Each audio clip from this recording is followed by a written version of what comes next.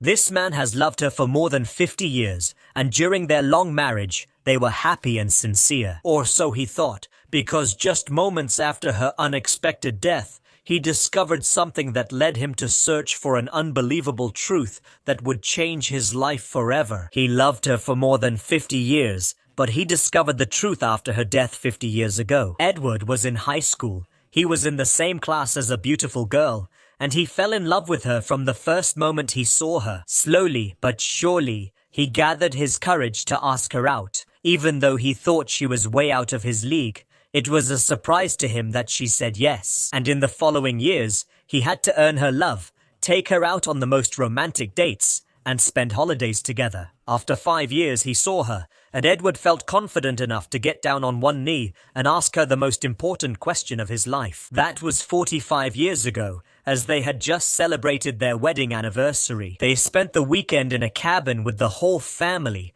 reminiscing about the good times and making new ones. But this happy moment would soon take a dark turn. Margaret suddenly fell ill, and after a few months of sickness and going in and out of the hospital, his beloved wife passed away surrounded by her family and loved ones. Edward was now tasked with the hardest thing he had ever done, organizing the funeral of the woman he had loved for more than 50 years. When the day came, all the beautiful memories he had with his wife flooded his mind. Edward found support in the family gathered there. Suddenly, he noticed someone alone in the corner of the room, someone he didn't know. As soon as the stranger realized Edward saw him, he gestured for him to come over. Edward was confused about who this man was. He had organized the funeral and made the guest list, and this person definitely wasn't on it. With this thought in mind, he walked toward the person. Maybe he just hadn't recognized the person from a distance as he approached him. But with every step, he became more certain that this person wasn't supposed to be here. Before he could say anything, the mysterious person handed him something. "I'm sorry for your loss, but I need to talk to you." Edward's heart skipped a beat when he looked at what the person had given him. It was an old photo of his wife. "We can't talk here. Meet me at the address on the back," the person continued. Edward was still in shock and didn't know how to respond. "Who are you?" he finally managed to say. However, the person had no intention of answering that question and kept urging him to come as soon as possible. Questions started forming in Edward's mind. "Why do you want to talk to me? Why can't we talk here?" But there was no answer. Edward wanted to try to get answers, but suddenly he felt a hand on his shoulder. One of his family members urged him to return and talk with the rest of the family. "I'll come soon," he said. But when he turned around, the mysterious person had disappeared. Then Edward returned to his family. He was fascinated by the person and looked at the picture he had gotten. There was no doubt it was his wife. How did this person get this picture? He thought about it for a moment, then decided, "I'm sorry, but I have to go." This announcement was met with a lot of resistance. How could he leave his wife's funeral so quickly? He heard someone say he had to admit to them that it was a bit strange, but he thought about it, and his decision was final. He had to know what this person wanted to say. "I'm really sorry. I can't thank you enough for all the support, but I have to leave." Edward made his way through the crowd toward the door. On his way, he passed some confused family members who asked where he was going, but he ignored them, unaware of where these decisions would lead him. Edward got into his car with sweaty hands and entered the address into the navigation system. It didn't recognize it, but it seemed close to the funeral location. Was that right? He thought to himself, but to reassure himself, he pressed hard on the pedal and took off. Driving gave him time to think. He thought deeply about how he might have met this person before. Was it a distant relative? Or an in-law he had forgotten? No matter how hard he tried, in the end, he couldn't figure out who this person could be, and in the meantime, she had long since disappeared. Edward was driving his car down a dirt road leading to a large farm complex, which wasn't very close. But even from here, he could see that the buildings weren't well maintained, if they were maintained at all. This, however, sparked some curiosity in him.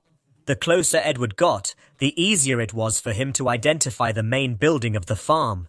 When he parked his car in front of it, the main house was large, but it looked gloomy and dilapidated. He didn't think anyone had lived here for a long time. Then he noticed that the front door was open. He decided to go in, or so Edward thought, because he felt a sense of glory. The past. What a shame, he muttered to himself. He continued his journey through the house and entered the living room, ready to find out what this person wanted to share. But to his surprise, there was no one in the room. He was confused. He called out, "Hello," but there was no response. Why did he have to come? And why did he have to hurry if there was no one here? Edward didn't want to wait, so he decided to wander around. He climbed the cracked step, and as he walked, he ran his hands along the damaged railing, wandering aimlessly. He entered the first room he came across, but as soon as he set foot in the room, a strange feeling of fear came over him. The room he was standing in was circular, and it stood out from all the other rooms in the house. The books were well preserved, the room was furnished, and there wasn't any dust at all on the desk. There was a particular photograph that caught his attention. Edward walked over to the desk and picked up the photo. It was another picture of his wife when she was younger. This time, there were more people in the photo, and he didn't recognize any of them. He had never seen this picture before. Suddenly, he felt afraid as he realized, wondering how these photos got here. What was happening? The photos weren't the only thing on the desk. It took some time because he was distracted by the picture of his wife. But in the middle of the desk, there was a diary. Curiously, he picked it up and opened it, hoping it might contain some information about why he had come here. Then he realized the diary was written in his wife's handwriting. He wanted to read it, but before he could even finish the first complete sentence, he was interrupted. A sudden voice. "I didn't expect you this quickly." Edward recognized the voice. There was no doubt about it. He turned quickly to see if his guess was right, just as he expected. It was the mysterious person from the funeral. How did he get here? Suddenly? Edward hadn't heard anything, even though this house creaked everywhere. He was still holding the journal, hoping for answers, but it was as if the mysterious person could read his mind. "You must have a lot of questions," the person said, gesturing for him to follow. He led Edward toward two worn-out chairs and sat down. Edward stood there, the journal and the photo in his hand, deciding in his mind what to do. The person was right. He did have a lot of questions. Where should he start? After hesitating, Edward finally sat down, holding the journal tightly. He asked, "Who are you? What is this place? And why did I have to come here?" "So? You don't know anything?" The person replied with a smile on his face. The next word that came out of his mouth would shock Edward to the core. "My name is Samuel, but most people call me Sami." Edward's heart skipped a beat when he heard this name. He knew this nickname, but from where? Did the mysterious person see the shock on Edward's face? Did that ring a bell? Then Edward remembered. Where had he heard the name before? He remembered clearly now. His wife used to regularly visit a friend named Sami, and he always thought she was one of her female friends whom he hadn't had the honor of meeting yet.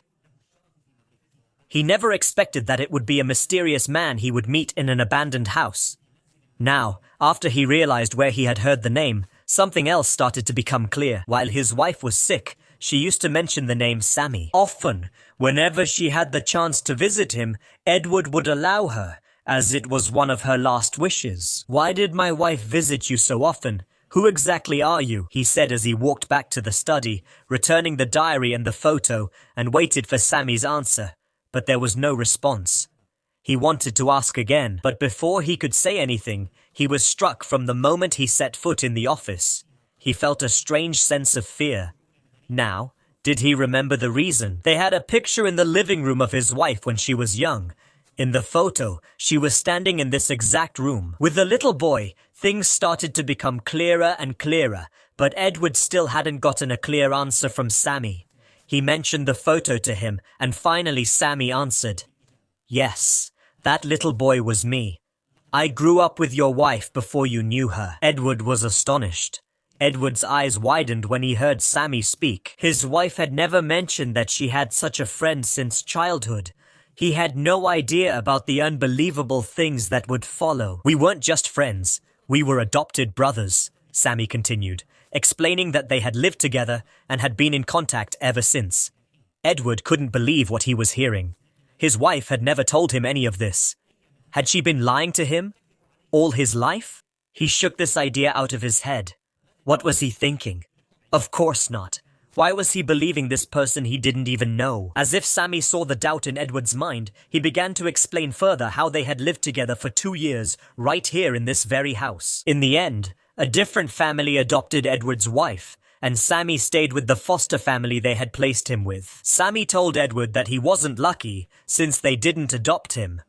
When he turned 18, his foster family packed their bags and left. They were kind enough to leave him with this abandoned farm. He had to rely on himself since then. If it weren't for Edward's wife, he might not be here now. As it turned out, she was the only person who truly cared about him and kept visiting him over the years. Finally, Edward was able to speak. I didn't know. He felt confused and even a little betrayed by his beloved wife. It seemed she didn't feel safe telling him all of this. She didn't tell him anything, so he was convinced they were her biological family. Thoughts raced through his mind. Did they know about Sami? Did they know she had been visiting him over the years? Why didn't anyone tell him? Did he really not mind at all? Have you been living here alone all these years? Edward finally asked, after he had absorbed the story. Sami told him that he had been living here, but basically he was living in the barn. It was difficult, but thanks to Edward's wife, he was able to live a good life. She always came to help me, and together we maintained this study, Sami explained. It was a cherished memory for both of them, so they worked hard to preserve it. As they grew older, it became more difficult, and when she got sick, it became impossible for her.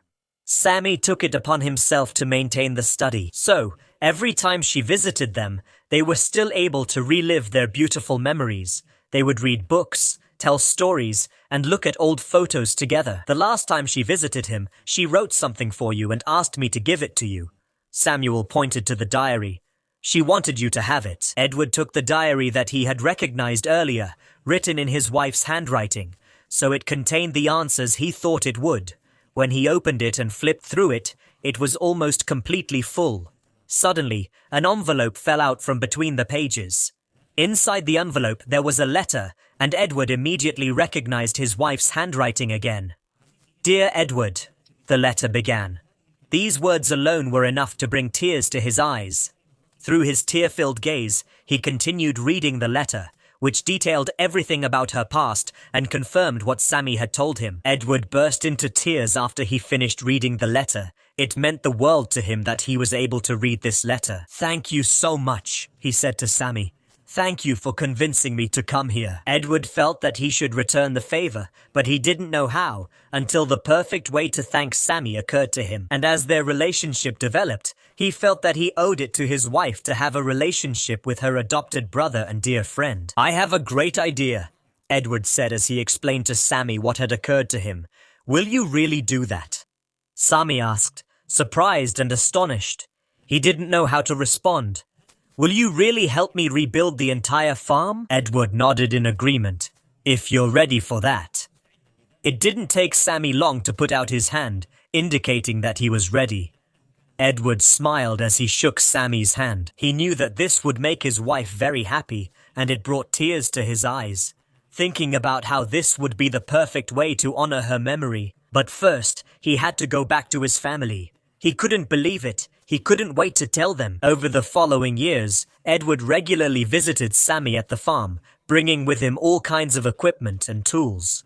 They started with the main building, restoring its former glory, and then continued working on the rest of the farm. In the process, the two became close friends.